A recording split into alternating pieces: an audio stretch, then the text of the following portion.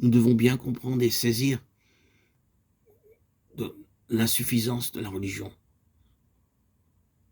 Religion où prédomine l'alliage de la sagesse humaine et des œuvres de la chair.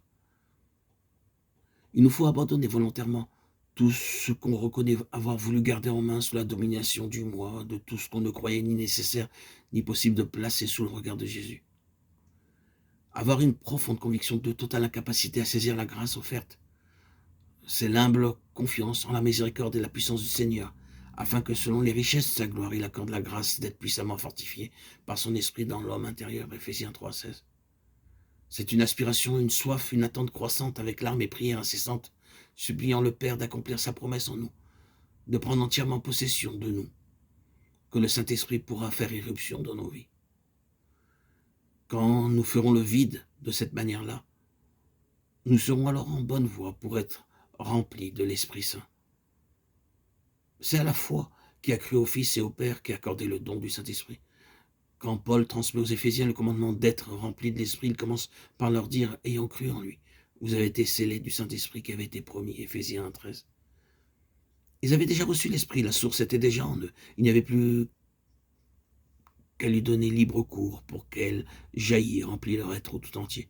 Et pourtant, ceci n'était pas en leur pouvoir. Jésus a dit, qui croit en moi, des fleuves d'eau vive couleront de lui. Jean 7, 38.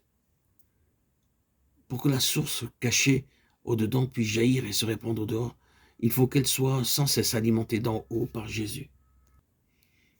C'est en lui que se trouve cette source de vie. C'est de lui qu'il faut la recevoir, en étant en communion intime et continuelle avec lui.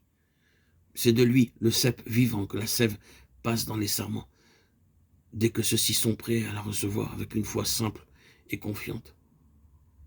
C'est par la foi en Christ que ce baptême de l'Esprit commencera, continuera, se renouvellera, et que même il débordera.